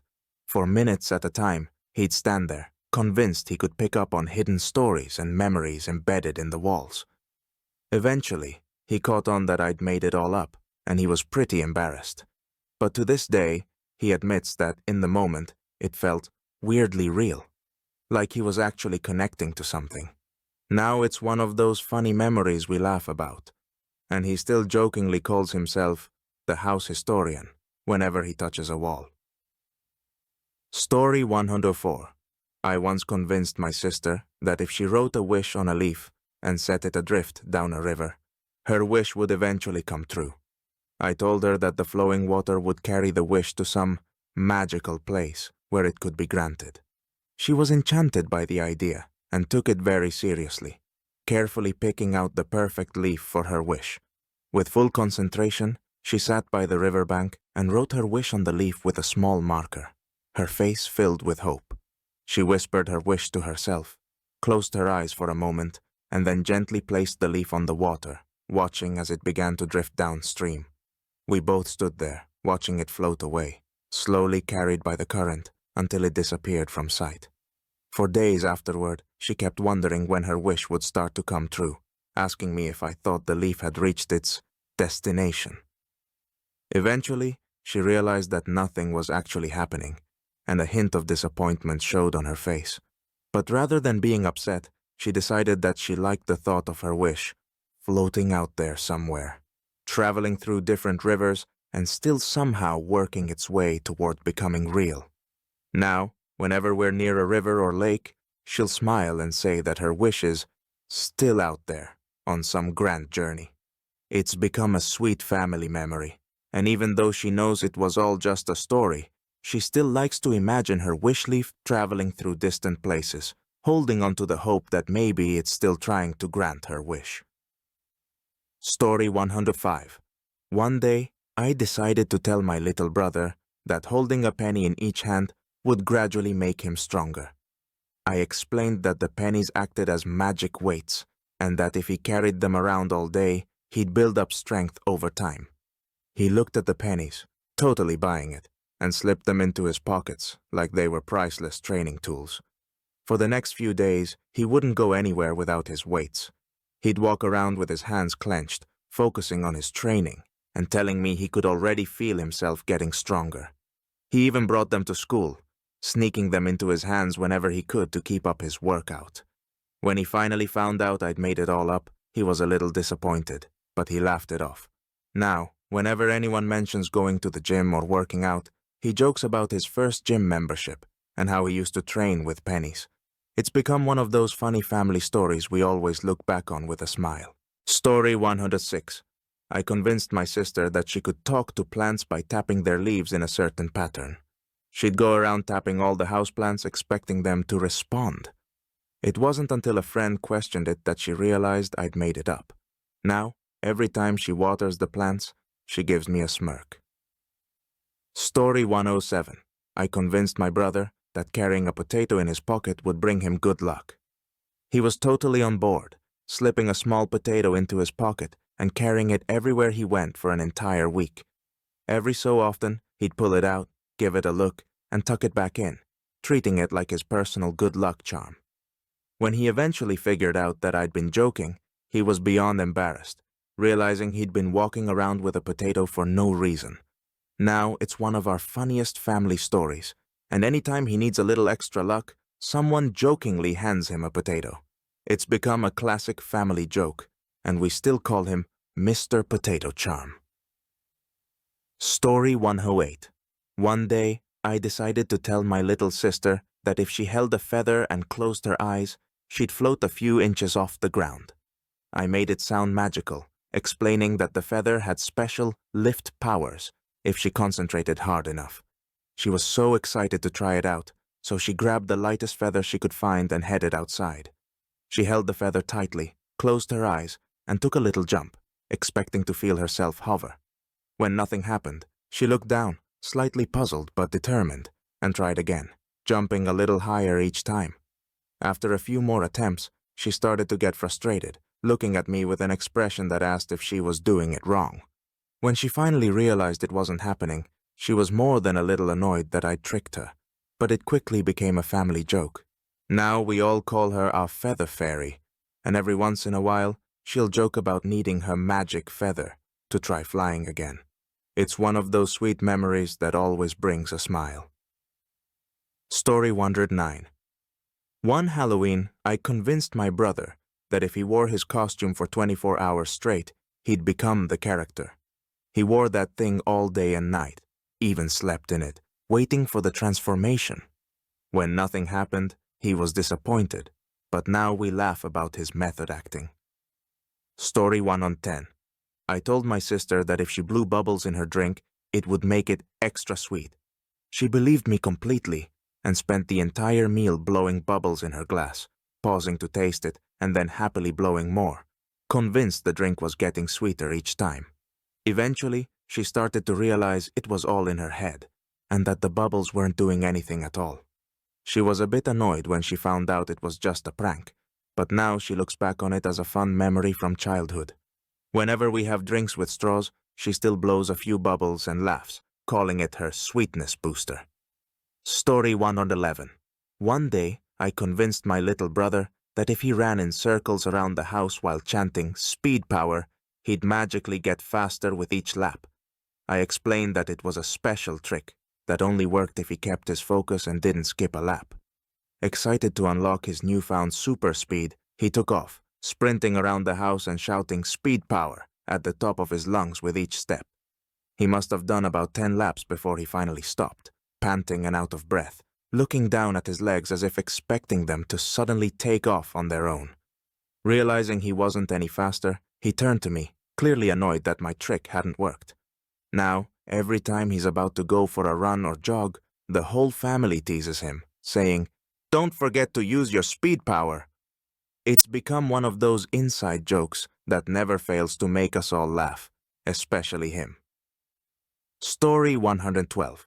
One time I told my sister that she could communicate with birds if she whistled at them in a certain pattern. She spent all morning whistling at the crows in our backyard, expecting them to respond. When she figured out they were just ignoring her, she was pretty annoyed, but now it's one of our favorite family jokes. Story 113. I convinced my little brother that if he drank milk while standing on one foot, it would double the calcium effect and make him grow taller. He did it every day for a week until our mom caught on and made me confess. He was embarrassed, but we laugh about his milk power ritual now. Story 114. One time I convinced my sister that if she clapped 3 times before opening the fridge, the burst of cold air would somehow make her skin glow. I told her it was like a mini spa treatment, and since she loved anything beauty-related, she was all in. So, every time she went to grab a snack, she'd pause, clap 3 times with a serious look, and then open the fridge, expecting to feel this magical, glow-enhancing chill. For a few days, she religiously followed her beauty routine, clapping each time before she reached for her yogurt or juice. Eventually, though, she started to suspect something was up when she didn't notice any difference, and caught me trying not to laugh.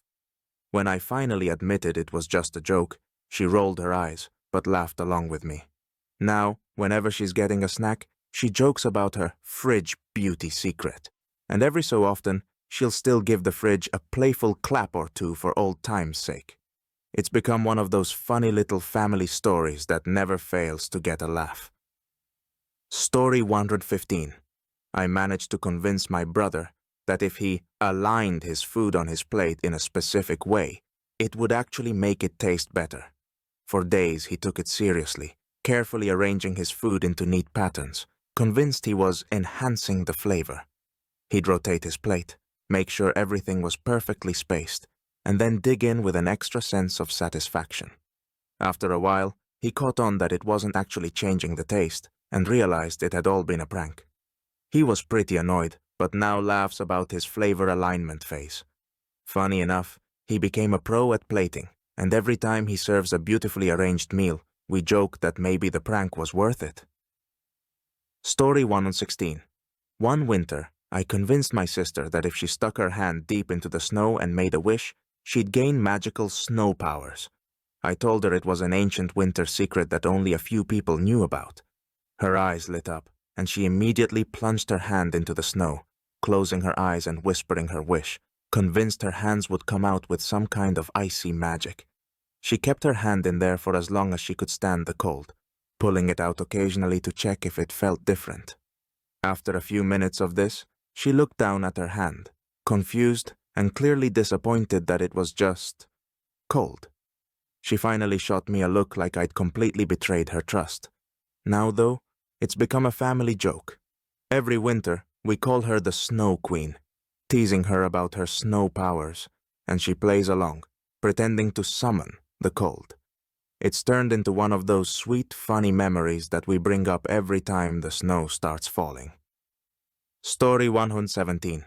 I told my brother that he could charge his toy car by placing it next to the phone charger overnight.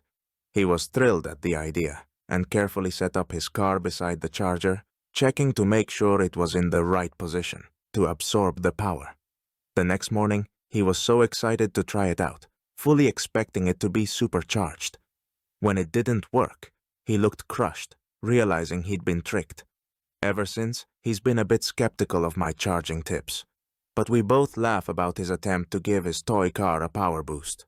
Now, every time he plugs in his actual devices, he jokes about making sure they're really charging. Story 118. One day, I convinced my little sister that if she skipped every third step on the stairs, she'd magically grow taller. I explained that it stretched her legs out and was a secret technique for kids who wanted to grow quickly.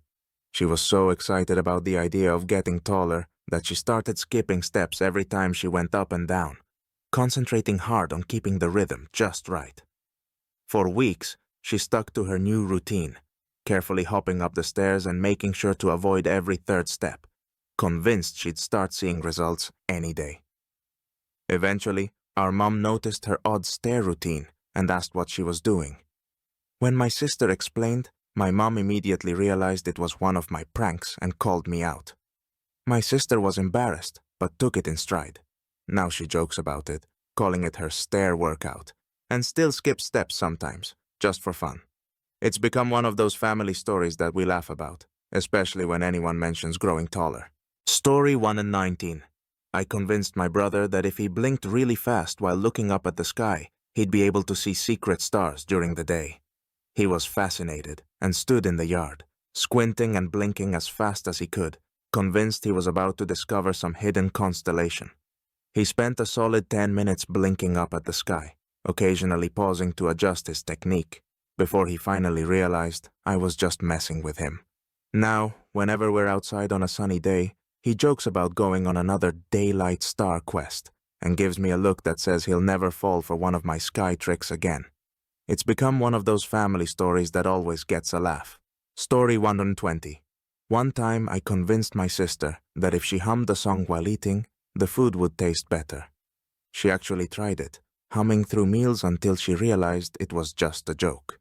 Now, every time she catches herself humming, she laughs and says it's her tasty tune trick. Story 121. I once convinced my little brother that if he wore sunglasses inside, he'd develop night vision. I told him that his eyes would adjust over time, and eventually he'd be able to see in the dark like a superhero. He loved the idea and spent days walking around the house with his shades on, completely serious about his training. He'd squint into dark corners, checking if he could see any better, and kept asking when he'd start noticing the night vision effect. After a few days of waiting for results that never came, he finally figured out it was just a prank, and was pretty disappointed. Now, every time he puts on his sunglasses, we laugh about his attempt at becoming a night vision pro. Story 122. I told my sister that if she held her breath and counted to 30 while making a wish, it would come true faster. She tried it so many times that she almost fainted once. She finally figured out it wasn't real, but now she jokingly blames me for her failed wishes. Story 123. I convinced my brother that if he whistled a specific tune, it would magically make our family dog perform tricks on command. He was so excited to try it, carefully practicing the tune until he was sure he had it right. Then he whistled and waited, looking at the dog with total anticipation, ready to watch the magic happen. When the dog just sat there, staring blankly back at him, he looked completely baffled. He kept whistling, waiting for some reaction, until it finally dawned on him that I'd been pulling his leg. Now, whenever he tries to train the dog, he jokes about using his whistle magic and laughs about how he actually believed it would work. It's become a running joke in the family, and he still teases me about my dog training tips. Story 124. I convinced my little sister that if she walked backwards around the house 3 times, she'd get good luck for the entire day. She was all in, determined to start her day with some extra luck, so she set off on her backward journey, circling the house as best she could. It didn't take long before she started bumping into furniture and walls, trying to keep her balance and navigate without looking. She was so focused, but by the 3rd lap, she was getting tired and a bit frustrated. When she finally finished, I had to confess it was just a prank. She was pretty annoyed, feeling like she'd been tricked, but now it's become one of our favorite stories. Every New Year, we bring it up as her good luck ritual, and she still teases me about it, calling it her backwards workout. Story 125. I convinced my brother that if he carried a small pebble in his pocket, it would ward off bad dreams. He took it seriously and kept it for months. When he finally forgot about it, he said he outgrew his bad dreams, so maybe it did work in a way. Story 126. I told my sister that if she drew a circle around her bed with chalk, it would create a protective barrier to keep bad energy away. She took it seriously and spent a few nights carefully tracing a circle around her bed, convinced that it was keeping her safe and sound. She even felt a little braver, thinking she'd set up her own shield. Eventually, she found out it was just a prank and was a bit embarrassed that she'd gone along with it. Now, though, she laughs about her protective barrier phase and still jokes that maybe she should bring it back whenever she's feeling superstitious. It's one of those funny memories that brings a smile every time. Story 127. I told my younger brother that if he whispered a wish into his pillow every night, it would absorb the wish and make it come true. He did it for weeks, and even though nothing happened, he says he liked the ritual. Now he calls it his wish pillow. Story 128. I convinced my little sister that if she spun around 3 times while holding a spoon, it would bring her good fortune. She took it to heart and started doing her lucky spin every time she had an exam or anything important coming up. She'd twirl around with her spoon, looking completely serious, thinking it was helping her luck. Eventually, she figured out that it was just a prank and was pretty annoyed that she'd been spinning for nothing. Now, though, she laughs about it and still calls it her lucky spin. Sometimes, just for fun, she'll do a quick spin before a big event, saying it can't hurt to keep the tradition alive. Story 129. I once told my brother that if he rubbed a coin while making a wish, he'd activate its luck, turning it into a charm he could carry with him. He was thrilled with the idea and picked a shiny quarter to be his lucky coin. Every time he made a wish, he'd give it a quick rub, convinced it would bring him good fortune. For years, he kept that coin tucked safely in his wallet, treating it like his personal good luck charm. Then, one day, he accidentally spent it without realizing. The moment he noticed, he called me up, laughing but also sounding a bit sad, saying, "Well, guess I'm out of luck." Even now, whenever he needs a little extra luck, he still jokes about finding another magic coin.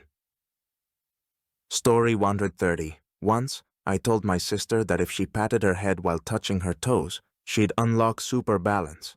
She actually practiced it, trying to improve her balance until she realized it didn't help at all. Now she laughs about her balancing technique. Story 131. I told my little brother that if he put his hand on a tree and closed his eyes, he could connect with nature and actually feel what the tree feels. He was completely captivated by the idea and went straight to the biggest tree in our yard, placing his hand on it and closing his eyes with total focus. He stood there for ages, trying to sense the tree's energy, looking completely serious and at peace. Eventually, he realized it was just a prank, and he was so embarrassed for falling for it. But now, he laughs about it and jokingly calls it his tree therapy. Every now and then, he'll still go up to a tree, place his hand on it, and pretend to be connecting for a laugh.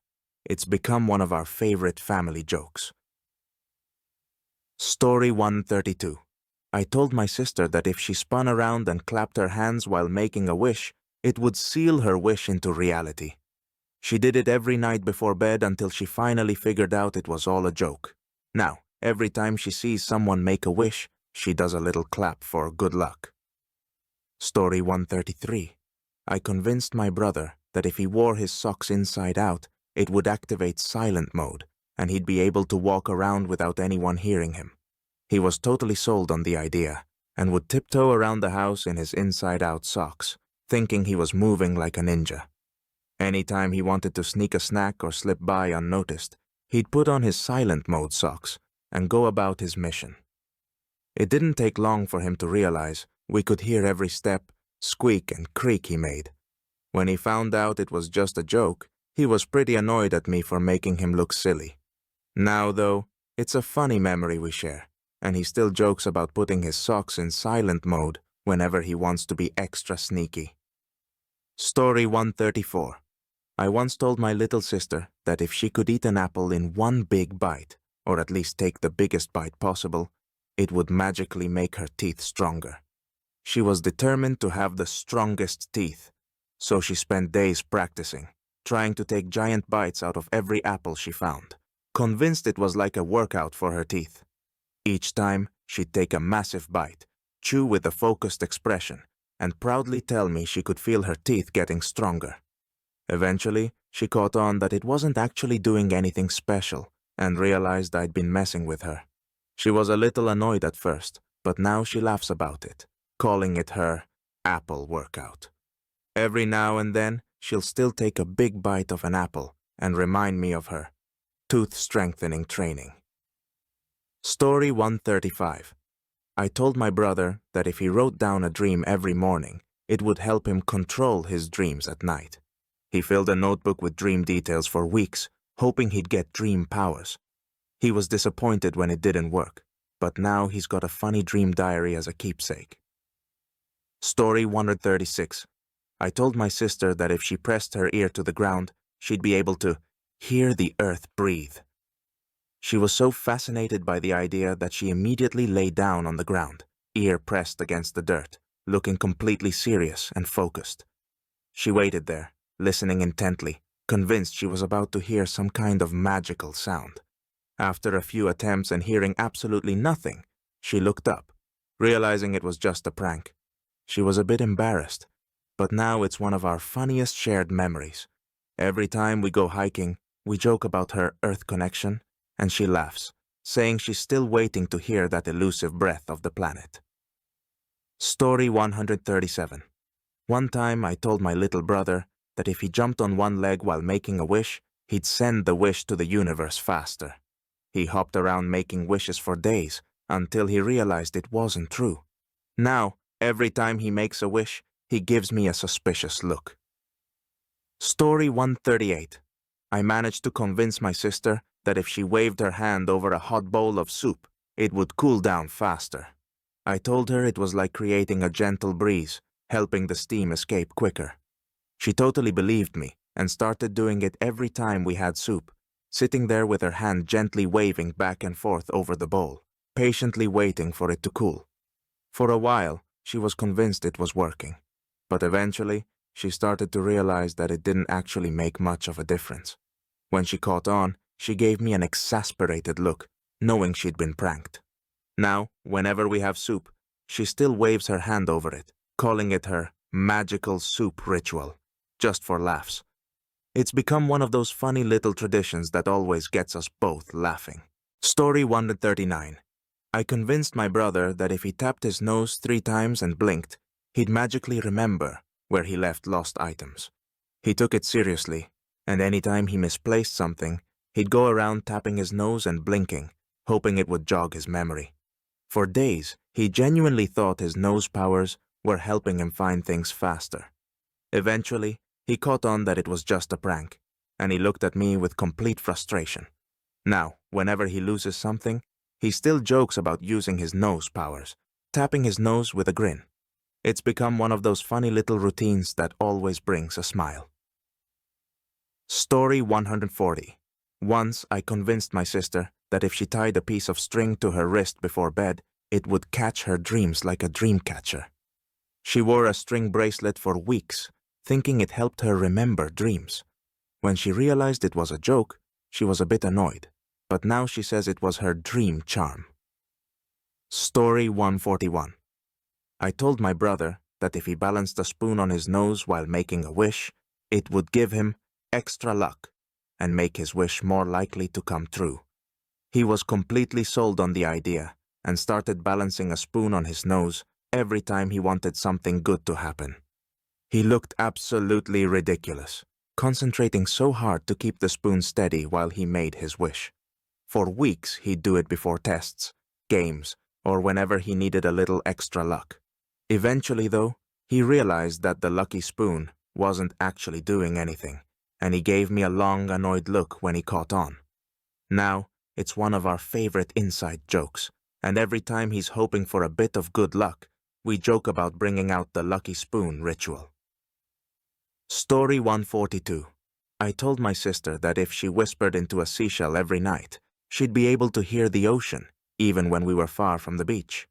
She spent weeks doing it, thinking she'd finally unlocked the sound. She still keeps that seashell as her ocean whisperer, even though she knows it was a joke. Story 143. I told my little brother that if he touched a mirror and made a funny face, his reflection would freeze and keep that expression for the whole day. He was so fascinated by the idea that he spent a good amount of time pressing his hand to the mirror and pulling the silliest faces, waiting to see if his reflection would stay stuck. He'd squint, puff his cheeks, and even try a big wide-eyed grin, convinced his reflection was about to lock in place. When he eventually realized it was just a joke, he looked a bit embarrassed, but took it in stride. Now, it's one of our favorite stories to share at family dinners, and he laughs about how he spent so much time testing his frozen reflection. It always gets everyone at the table smiling. Story 144. I convinced my sister that if she tossed a pinch of salt over her shoulder every time she made a wish, it would protect the wish from being jinxed. She took it seriously, and for weeks, any time she wished for something, she'd grab a bit of salt and toss it over her shoulder with full concentration, determined to keep her wishes safe.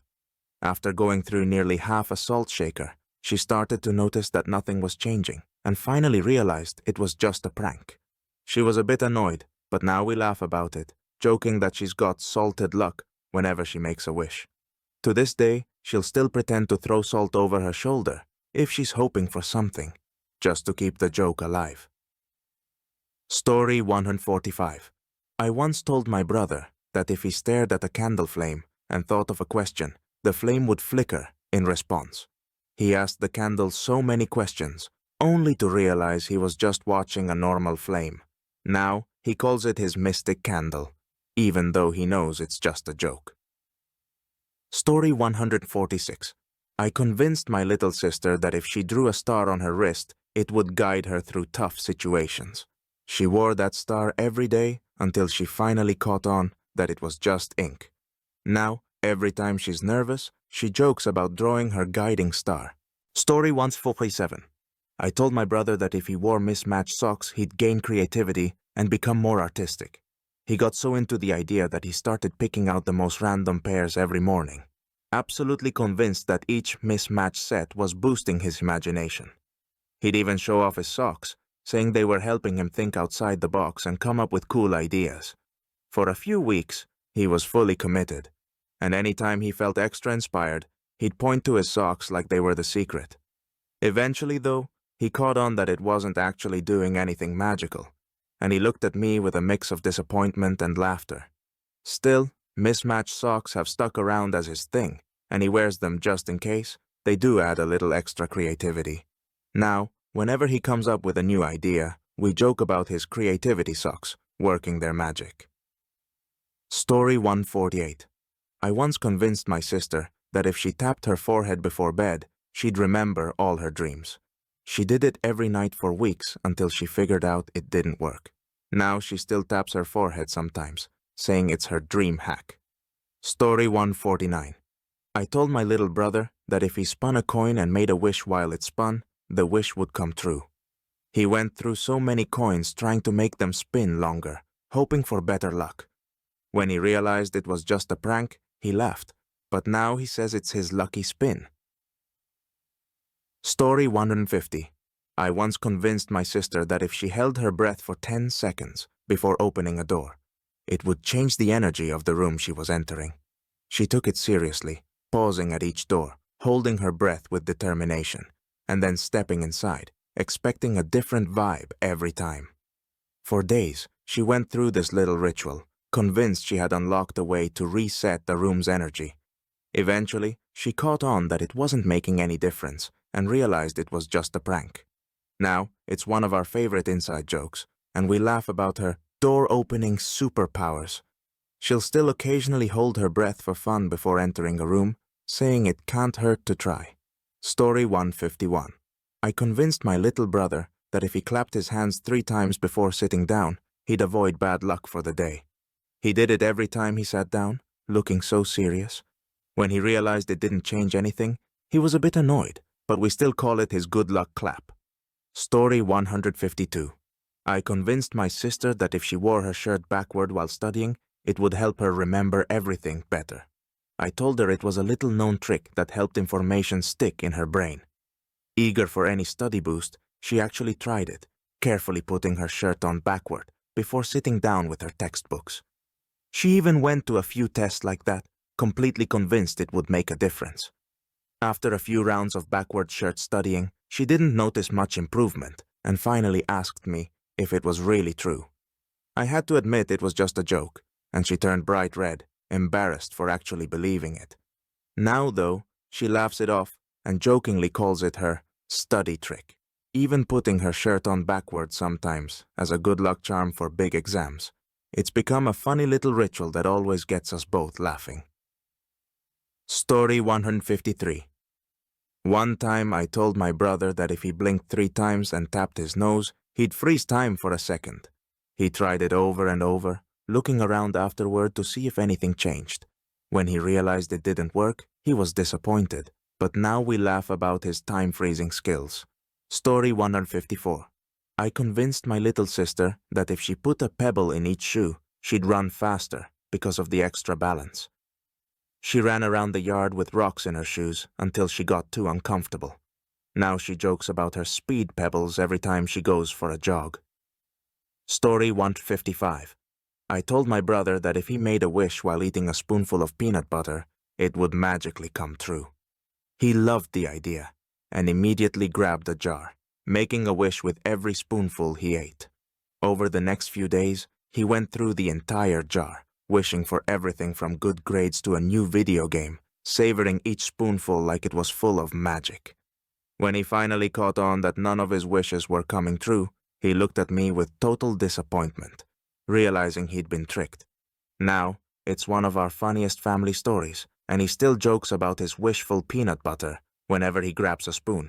It's become a little inside joke, and he laughs about how many wishes he ate up. Story 156.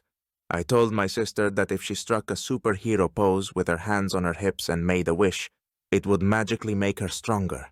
She loved the idea and started doing it all the time, especially before big moments like school presentations or sports events. With a serious look, she'd stand tall, hands on her hips, convinced it was giving her an extra boost of strength. When she finally realized it didn't actually do anything, she laughed at herself, but admitted it did make her feel more confident.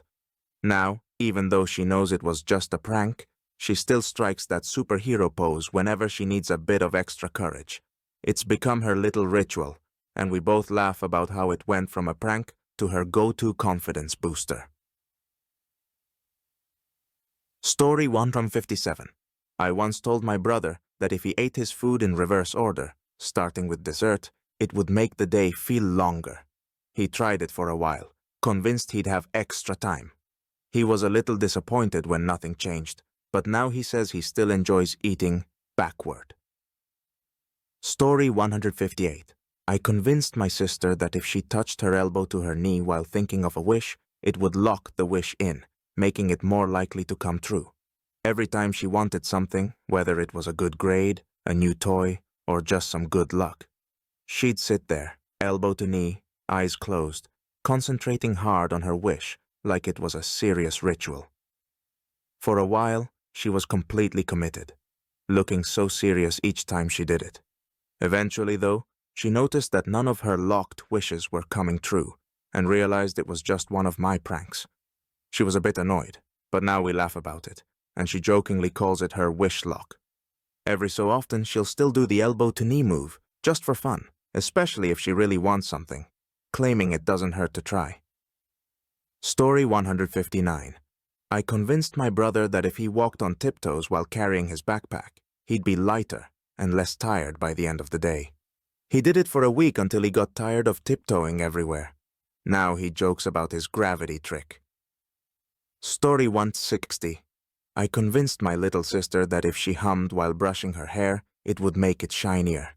She took the idea to heart and started humming every morning as she brushed, believing her shine song was giving her extra sparkle. For days she kept at it, concentrating on getting her hair just right with her little tune. Eventually, she realized it wasn't actually making a difference, and when she caught on, she couldn't help but laugh. Now, it's become a fun little habit. Whenever she brushes her hair, she hums her shine song, saying it's her personal touch for good vibes. It's turned into one of our favorite shared jokes, and she still hums away, keeping the tradition alive.